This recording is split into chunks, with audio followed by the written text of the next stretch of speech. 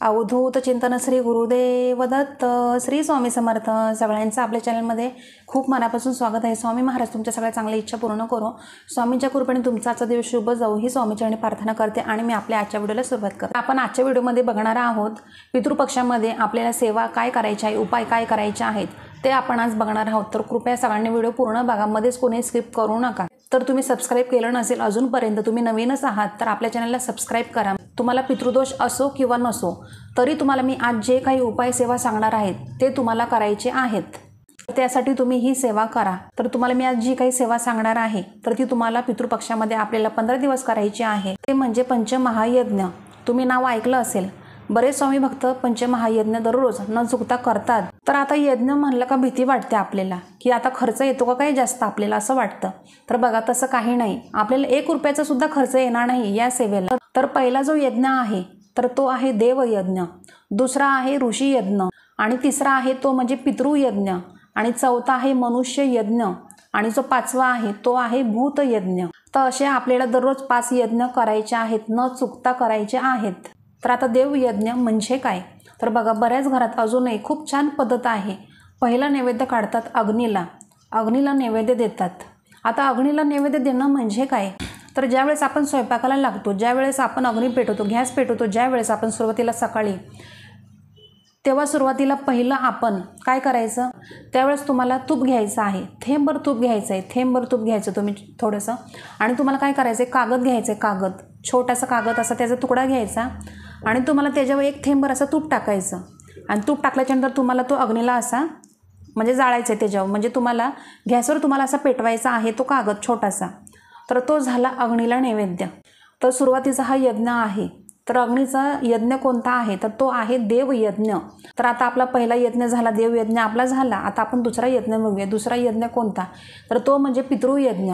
तर पितृयज्ञ म्हणजे आता काय करायचं तर बघा तुमच्याकडे कावळा येत असेल, तुमच्या घरी कावळा म्हणजे खिडकीत, गॅलरीमध्ये किंवा किचनच्या खिडकीमध्ये किंवा बेडरूमच्या खिडकीमध्ये कावळा येत असेल तर किंवा तुमच्या घराच्या वरतीसुद्धा म्हणजे घराच्या वरती स्लॅब टेरेस काय असेल तिथं येत असेल कावळा, तर तुमच्या घरी बघा कावळा येत असेल तर कावळ्याला दररोज न चुकता तुम्हाला नंतर दुपारी 12च्या नंतर तुम्हाला 1 घास तुम्हाला अन्न द्यायचं आहे. म्हणजे 1 घास तुम्हाला काढायचं आहे कावळ्यासाठी. आधी नाही ठेवायचं, दुपारी 12च्या नंतरच तुम्ही ठेवायचं आहे. कावळ्याला 1 घास ठेवायचा आहे. तर बघा कावळा येऊ अगर नाही येऊ तरी चालेल. म्हणजे कसं तुम्ही कावळ्यासाठी मनोभावे तुम्ही कावळ्यासाठीच फक्त तो नैवेद्य काढलेला आहे, तो 1 घास कावळ्यासाठी काढलेला आहे आणि तो ठेवलेला आहे. तर बस झालं बघा.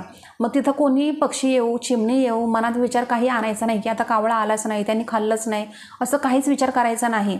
जो येईल पक्षी तो खाऊन जाईल. तर तो आपला झाला दुसरा यज्ञ पितृयज्ञ. आता तिसरा जो यज्ञ आहे तो आहे ऋषी यज्ञ. तर आता ऋषी यज्ञ म्हणजे काय तर बघा तुम्हाला गाईला 1 घास काढायचा आहे, म्हणजे अन्न द्यायचं आहे गाईला, 1 घास नैवेद्य द्यायचा आहे. म्हणजे कसं करायचं तर ज्यावेळेस तुम्ही स्वयंपाक करता, दररोज तुम्ही स्वयंपाकाला सुरुवात करताना तर अजूनही बऱ्याच घरात अशी पद्धत आहे की पहिली चपाती असेल, पहिली भाकर काही असेल तर पहिला नैवेद्य गाईला देतात. अजूनही अशी पद्धत आहे. तर ही पद्धत फक्त खेडेगावमध्ये बघायला भेटते, शहरामध्ये या पद्धती बघायला भेटत नाही. तर तुम्ही आता दररोज सकाळी टिफिन करता, दररोज तुम्ही सकाळी स्वयंपाक करता ना, चपाती करता, भाकरी करता किंवा काही तुम्ही करता, जे काही करता, जे काही असेल तो तुम्हाला आधी पहिली चपाती केली तर पहिली चपाती गाईला काढायची किंवा भाकर जर केली पहिली छोटीशी भाकर बनवायची आणि ती गाईला काढायची. म्हणजे पहिला घास तो गाईला काढायचा आणि मग गाईला तो नैवेद्य द्यायचा. तर तो यज्ञ झाला तो म्हणजे ऋषी यज्ञ. त्याला ऋषी यज्ञ म्हणतात. तर 1 पहिला गाईला काढून ठेवायचा, नंतर दुसऱ्या कावळ्याला काढून ठेवायचा. म्हणजे असे 2 आपण घास काढायचे, म्हणजे 1 कावळ्याला आणि 1 गाईला, म्हणजे असे 2 नैवेद्य आपण काढायचे बाजूला आणि नंतर जरी ठेवले तरी चालतं. पण जे पंचमहायज्ञ दररोज न चुकता करतात त्यांना प्रचंड असे अनुभव येतात, म्हणजे येतात. आता काही जणांना असं वाटतं की बाबा हे काही सांगतात, यांचं काही असतंय. जे दररोज पंचमहायज्ञ करतात त्यांनाच माहीत असतं किती प्रचंड असे अनुभव येतात त्या सेवेतून. कारण त्या सेवेमध्ये सातत्य असणं सुद्धा तितकंच महत्त्वाचं असतं. आता आपले 3 यज्ञ झाले. आता आपण बघूया चौथा यज्ञ जो आहे तर तो आहे मनुष्य यज्ञ. आता मनुष्य यज्ञ म्हणजे काय तर मनुष्य जीव आपल्याला एखादा संतुष्ट करायचा आहे. म्हणजे काय करायचं आहे, लहान जर बाळ तुमच्या घरामध्ये जर येत असेल, तुमच्या साईडला असेल, साईडच्या फ्लॅटमध्ये राहत असेल एखादं बाळ, एखादी छोटीशी मुलगी येत असेल तर तुम्हाला तिला चॉकलेट, बिस्किट, गोळ्या असं काहीतरी द्यायचं आहे. आणि तिचा एक म्हणजे जीव आहे तिचा, तर तो म्हणजे एखाद्याचा आत्मा आपल्याला संतुष्ट करायचं आहे, म्हणजे असं तुम्हाला करायचं. तर एखादी व्यक्ती तुमच्या घरामध्ये येत असेल, एखादी समजा तुमची मैत्रीण येत असेल, मित्र येत असेल, कोण येत असेल तुमच्या घरामध्ये, त्यांना तुम्ही मग चहा द्या, पाणी द्या, असं नाश्ता द्या, असं काहीतरी जेवायला द्या, म्हणजे थोडंसं असं खायला प्यायला द्या तुम्ही. म्हणजे तो आपला झाला मनुष्य यज्ञ. आणि जरी लहान बाळ तुमच्या घरामध्ये आलं नाही आणि एखाद्या दिवशी असं कोणी आलं नाही तुमच्या घरामध्ये, तरी असं मनात काही आणायचं नाही की आता बाबा माझा आजचा दिवस वेस्ट गेला, आता कोणीच आलं नाही घरात, तर काही हरकत नाही. फक्त त्या तुम्हाला सांगितलं मी की त्या आपण जी काही आपण सेवा करतो तर त्याच्यामध्ये बघा श्रद्धा हवी, सातत्य हवं, तेव्हा आपल्याला अनुभव येतो त्या गोष्टीचा. आता एखादा दिवस स्किप झाला ना तर जाऊ द्या, काय हरकत नाही. तर आता सगळ्यात शेवटचा आणि 5वा यज्ञ जो आहे तर तो आहे भूतयज्ञ. आता भूतयज्ञ म्हणजे काय, भीती वाटते का काय, असं होतं बघा. भूतयज्ञ म्हणजे काय, तर मुंगी येते आपल्या घरामध्ये, काळ्या मुंग्या असो किंवा लाल मुंग्या असो, कोणत्याही मुंग्या असो, लाल काळ्या चालेल, काही हरकत नाही. तर त्यांना तुम्हाला थोडीशी चिमूटभर तुम्हाला साखर ठेवायची आहे, 2 बोटांमध्ये आपल्या मावेल तेवढी तुम्हाला साखर त्यांना ठेवायची आहे. तुमच्या भिंतीच्या घराच्या भिंतीच्या कडेला तुम्हाला थोडीशी त्यांना मुंग्यांना साखर ठेवायची आहे. तर तो झाला भूतयज्ञ. आपल्याला हे सगळं करायला किती वेळ असं जाणार आहे आणि आपल्याला किती असा खर्च येणार आहे का, काही खर्च जास्त वेळ लागणार आहे का, 2 मिनटंसुद्धा लागणार नाही हे सगळं यज्ञ करायला. आपल्याला घरच्या घरी 1 रुपया तरी खर्च झाला का, या आपण जे यज्ञ केले महायज्ञ, तर त्याला 1 रुपया जरी खर्च झाला का आपला, नाही झाला ना. असं असतं म्हणजे. तर ते सेवा तुम्ही जर मनोभावी जर केली, फक्त तुम्ही ही सेवा वर्षभर करून बघा.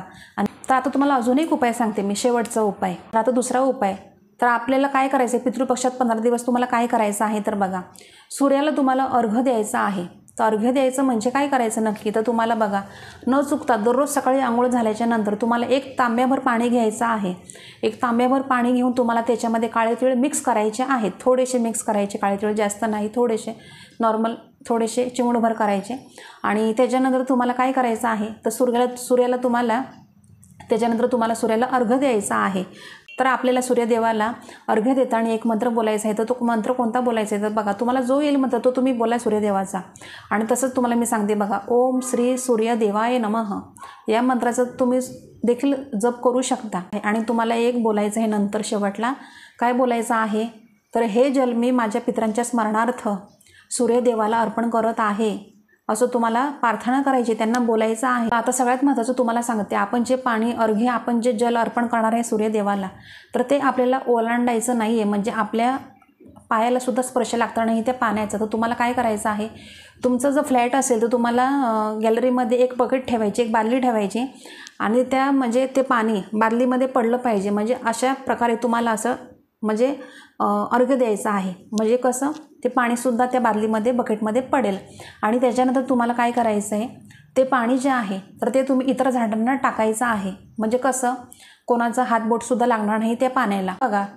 आणि तुळशीला आपल्याला ते पाणी जल आपल्याला टाकायचं नाही आहे, तुम्ही इतर झाडांना टाकू शकता. जर तुमचं घर असं खाली असेल तर ठीक आहे, तुम्ही देऊ शकता. पण कसं आहे, हे पाणी जे असतं ते पितरांच्या आपण स्मरणार्थ आपण जल अर्पण करतो ना, तर ते म्हणजे असं पाणी ओलांडायचं नसतं. तर आता तुम्हाला समजलंच असेल कसं अर्घ्य द्यायचं आहे, कसं बकेट ठेवायची, तुम्हाला कळलं असेल. आता मी जास्त नाही सांगत तुम्हाला. आता शेवटचा उपाय तुम्हाला सांगते बघा. तुम्हाला काय करायचं आहे, पिंपळ वृक्ष तुमच्या घरासमोर जो असेल, जवळपास असेल, तर तुम्हाला न चुकता दररोज 15 दिवस आधी पितृपक्षामध्ये दररोज तुम्हाला त्यांना पिंपळ वृक्षाला तुम्हाला जल अर्पण करायचं आहे. परत दिवा लावायचा आहे. परत तुम्हाला सांगते दूध अर्पण करू शकता तुम्ही. परत प्रदक्षिणा तुम्ही घालू शकता, 5, 7, 11 तुम्हाला जेवढ्या होईल तेवढ्या तुम्ही घाला 15 दिवस पितृपक्षामध्ये. फक्त त्या पिंपळ वृक्षाला आपल्याला स्पर्श करायचा नाही. फक्त जे काही करायचं ते लांबूनच, जवळ म्हणजे त्यांना स्पर्श करायचा नाही आपल्याला, फक्त लांबूनच आपल्याला करायचं आहे जी काही सेवा करायची ती. आता काही जणांना असं वाटतं की हे काही सांगतात, असं काही नसतं पिंपळ वृक्षाचं. पण बघा तुम्हाला सांगते, जी लोक पिंपळ वृक्षाची सेवा करतात, उपाय करतात ना, पूजा करतात, तर त्यांच्या हातून येणार पितरांची सेवा घडत असते. तुम्हाला सांगते, आता बघा बरेच वेळा काय होतं, आपण बाहेर गेलो का आपल्याला असं वाटतं पिंपळाच्या झाडाखाली बरेच महिला असे दिवे लावतात, अगरबत्त्या लावतात, कोणी काही पूजा करतात. तर आपल्याला असं वाटतं बाबा यांचं काय चाललेलं असते, हे येऊन जाऊन म्हणजे त्या झाडाजवळ काय करत असतात. पण तुम्हाला सांगते खरं म्हणजे त्यांच्याकडनं पितरांची सेवा घडत असते. म्हणून तुम्हाला सांगणार आहे, तुम्ही सुद्धा पितृपक्षामध्ये 15 दिवस न चुकता तुम्हाला सांगेल, तुमच्या घराजवळ जर झाड असेल तुम्ही न चुकता तुम्हाला सांगते तुम्ही जल अर्पण करा. तर आता तुम्हाला मी आधी सांगितलं, तर त्या गोष्टी तुम्ही अर्पण करा. तर ज्यांना अनुभव येतो पितरांच्या सेवेचा, कोणतीही सेवेचा अनुभव येतो त्यांनाच कळतं. आता एखाद्याला कोणाला काय बोलायचं बोलू द्या, कोणामुळं आपण बघा आपली सेवा कधी थांबवायची नाही, आपण आपली सेवा कंटिन्यू करतच राहायची.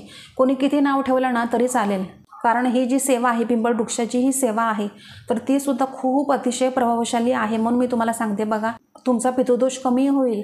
आणि जर तुम्ही ही सगळी जर सेवा केली ना पितृपक्षामध्ये तर पितृसुद्धा आपले आहे ना, तर आपले जे काही पितर असतात तर ते आपल्याला आहे ना भरभरून आशीर्वाद देतात, आपल्यावर प्रसन्न होतात की अरे वा, म्हणजे हे आमची एवढी सेवा करतात आमच्यासाठी, म्हणजे असं असतं.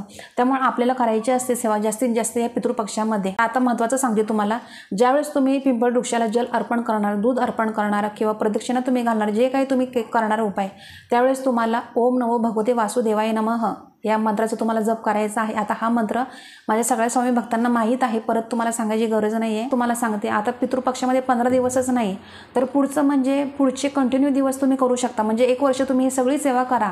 बघा तुमच्या आयुष्यामध्ये सगळं काही खूप असं चांगलं होईल. आणि बघा तुम्ही जेव्हा माझा व्हिडिओ बघाल तेव्हापासून सुरुवात करा. आता असं नाही की आता पितृपक्ष संपायला 8च दिवस राहिले, 5च दिवस राहिले, 3च दिवस राहिले, आता कुठं सेवा करायची. बघा अगदी 2च दिवस राहू द्या ना तरी चालेल, तुम्ही सेवा करा.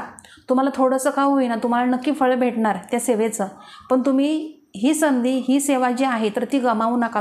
तर आता तुम्हाला समजलं असणार आहे. तर अतिशय अशी छोटीशी माहिती होती पण महत्त्वाची माहिती होती. तर प्लीज व्हिडिओ मोठा झाला असेल तर माफ करा.